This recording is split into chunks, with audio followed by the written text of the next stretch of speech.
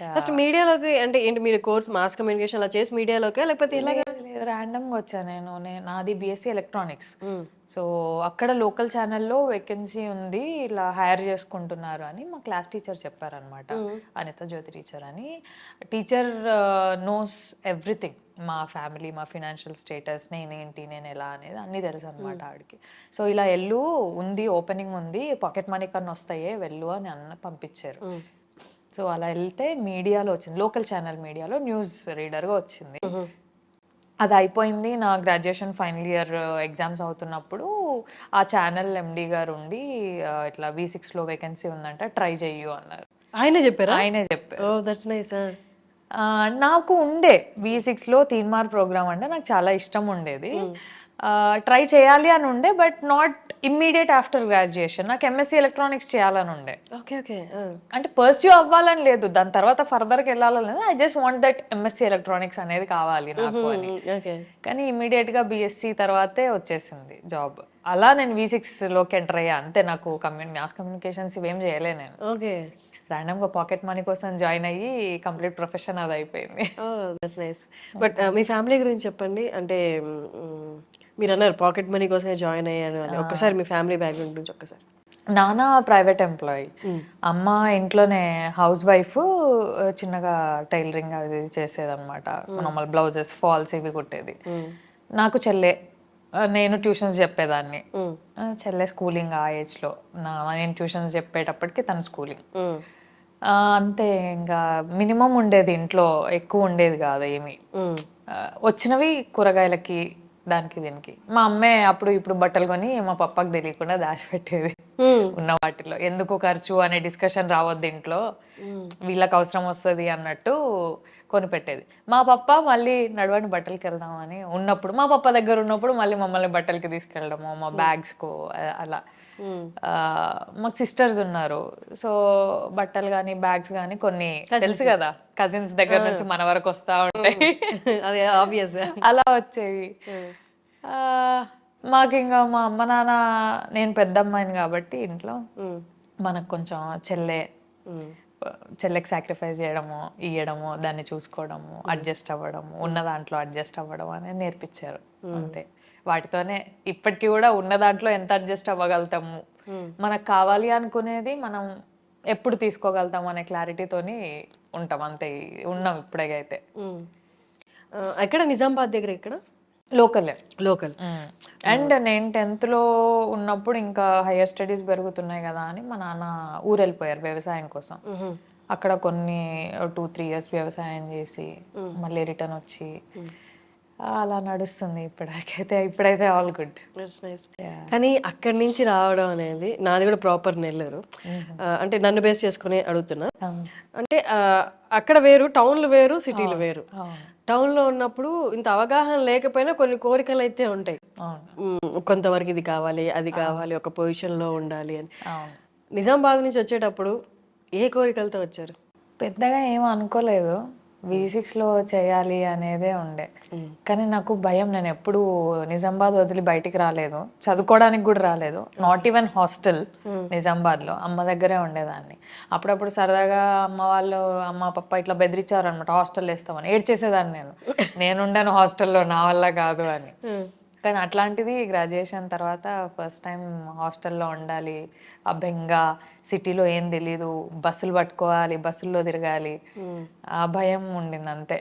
అక్కడ సెటిల్ అవ్వాలనేదే ఉండే గానీ, ఫ్యూచర్‌గా పెద్ద ఏం ఆలోచించలేదు. ఫస్ట్ ఇది దాటగలిగితే ఆ! ఇది చాలన్నట్టా? దాటగలిగితే చాలు. అండ్ అప్పటికి నాకు తీన్మార్ అంటే ఇష్టం గాబట్టి, దాంట్లో వస్తే చాలు. హ్మ్. అందులో చేసుకోవాలి హ్యాపీగా అనేదే ఉండే. బట్ హైదరాబాద్‌కొచ్చాక ఇబ్బందులేం ఫేస్ చేయలేదా? టౌన్‌లో ఉన్నప్పుడు అంటే మన వాళ్ళు, మన మన ఆ! ప్రపంచం అంతా. ఇక్కడ డిఫరెంట్ మైండ్ సెట్స్ ఉంటాయి.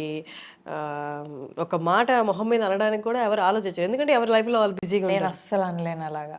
అంటే ఇప్పుడు ఏమో తెలీదు. ఇప్పుడు మన స్టాండ్ మనమే తీసుకోవాలనేది నేర్చుకున్నా. హ్మ్. కానీ ఇబ్బందులేం అప్పుడు పడలేదా వచ్చినప్పుడు? మీడియాలో హుహు. అంటే ఎవరైనా ఒక మాట అంటే భయపడిపోయి ఊరెళ్ళిపోతా అనుకోవడం, అలా లేకపోతే ఏం ఈ కష్టాలు అవి అనుకోలేదు. చూడక ఈ గందరగోళం లైఫ్. అలా అస్సలు అనుకోలేదు. ఎప్పుడు గూడా మా పప్పా చెప్పేవాడనమాట. "మరీ ఇబ్బందనిపిస్తే వచ్చేయి బేటా, హ్మ్. ఉండకు. నేనున్నా, నేను చూసుకుంటా, కష్టపడ అంటే మరీ అని. కానీ చిన్నప్పటి నుంచి నేర్చుకుంది వీ హ్యావ్ టు లెర్న్. మనం నేర్చుకోవాలి ఏదైనా సరే. ట్యూషన్స్ చెప్పడం అయినా కూడా నేర్చుకునే ప్రాసెస్ అది, నేర్చుకోవాలి. సో అలాగే ఉండే నాకు కూడా, నేర్చుకోవాలి, బస్సెస్ పట్టుకోవాలి. పప్ప ఒకటే చెప్పేవాళ్ళు అనమాట, మనకు తెలియదు అంటే అడగాలి, అడగడంలో తప్పులేదు, తెలీదు అడిగి తెలుసుకోవాలి అంతే. సో ఇప్పటికీ ఏదన్నా తెలియకపోతే ఇప్పుడు గూగుల్ వచ్చింది, అప్పుడు అంత అవగాహన లేదు కదా. జావా, సామ్సంగ్ జావా ఫోన్లు, ఇంటర్నెట్, ఈ సింబల్ ఇంటర్నెట్లు ఇవే కదా.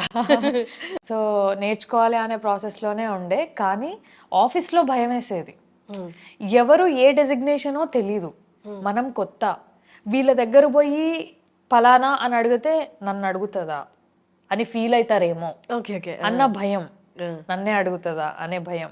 ఎవరిని ఏం అడగాలో తెలియదు, ఎవరిని ఏం మాట్లాడియాలో తెలియదు.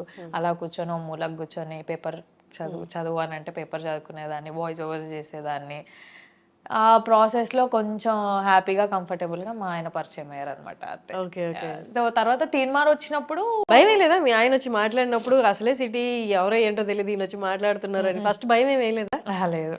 ఓకే. అంటే ఆయన ఫన్నీ జోవియల్గా ఉండేవాళ్ళు. నేను మాట్లాడేది ప్రోగ్రామ్కి సంబంధించిన 2-3తోని ఎక్కువ మాట్లాడేదాన్ని. మిగిలిన వాళ్ళతో నార్మల్గా వాళ్ళు పని ఇస్తే పని, పేపర్ వాయిస్ ఓవర్ పేపర్ ఇస్తే వాయిస్ ఓవర్ వరకే మాట్లాడేదాన్ని.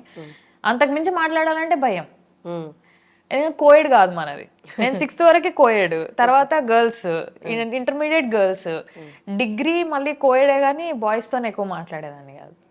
భయం ఏమో తెలీదు. మన ఒకటి పెంచుతారు కదా, అబ్బాయిలు ఎక్కువ మాట్లాడొద్దు, వాళ్ళు అలా అంటారు ఇలా అంటారు అని. సో ఆ బౌండరీస్ లోనే పెరిగా నేను కూడా. సో ఎక్కువ మాట్లాడేదాన్ని కాదు. సో మాట్లాడించినప్పుడు కొంచెం కంఫర్టబుల్ జోన్ ఇచ్చారు ఆయన మాట్లాడినప్పుడు. సో అలా కంఫర్ట్ ఉండే అక్కడే. కానీ యాక్టింగ్ విషయానికి వస్తే, యాక్టింగ్ ఫస్ట్ ఫిదా చేసినప్పటికి మీకు ఏ కైండ్ ఆఫ్ ఎక్స్పీరియన్స్ అయితే లేదు, ఫిదా చేస్తున్నప్పుడు కానీ తర్వాత కానీ ఎక్కడైనా యాక్టింగ్ ఆన్ ద స్పాట్ ఇబ్బంది పడి ఎవరు అంటే జస్ట్ టేక్స్ 2 takes 3 takes తీసుకునే ఆ నర్వస్నెస్, ఆ భయం అలా ఇది ఎప్పుడైనా కలిగిందా? ఫిదాలో కలిగింది. ఆ సీన్ ఉంటది కదా, మనమే ఎందుకు వెళ్ళాలి, ఉండిపోవచ్చు కదా ఇక్కడే అని, బెడ్ మీద కూర్చొని పెట్ట సదురుకుంటుంటే ఏడుస్తుంది చూడండి. ఆ సీన్ కి అప్పటి వరకు నాకు భయం వేయలేదు. ఆ సీన్ కి ఆవిడ నిజంగా ఏడుస్తున్నారు. నాకు తెలిసి she imagined her sister going away after marriage. అదే సీన్ కదా, తనకి ఓ చెల్లుంది. సో ఆ ఇమాజిన్ చేసుకొని ఆమె నిజంగా ఏడ్చేస్తుంటే ఆమె యాక్టింగ్ చూసి నాకు రావట్లేదు ఇంకా. నేను I think I took 11 or 12 takes. అప్పుడు నర్వస్నెస్ వచ్చేస్తుంది కదా, సెట్లో అందరూ మనల్ని చూస్తున్నారు. నాకు భయం వచ్చేస్తుంది, నేను చేయలేకపోతున్నా. శేఖర్ సర్ ఏమో నువ్వు ఆడిషన్లోనే ఈ సీన్ బాగా చేసావు, ఇప్పుడు రావట్లేదు అని అంటారు. నాకు ఇంకా భయం వచ్చేస్తుంది. ఇక దాన్ని హీ టుక్, ఇంకా లాస్ట్లో ఎక్కడి వరకు వస్తే అక్కడి వరకు తీసుకున్నట్టున్నారు. కానీ ఆ ఒక్క సీన్కి భయపడ్డా, తర్వాత కామన్ అయిపోయింది. అది ఫస్ట్ కదా నాకు, అన్ని టేక్స్ తీసుకుంటే ఏమంటారో ఏమనుకుంటారో అన్న భయం ఉండింది. తర్వాత అలవాటు అయిపోయింది. తర్వాత నాకు తెలిసి అన్ని టేక్స్ ఎప్పుడు తీసుకోలేదేమో.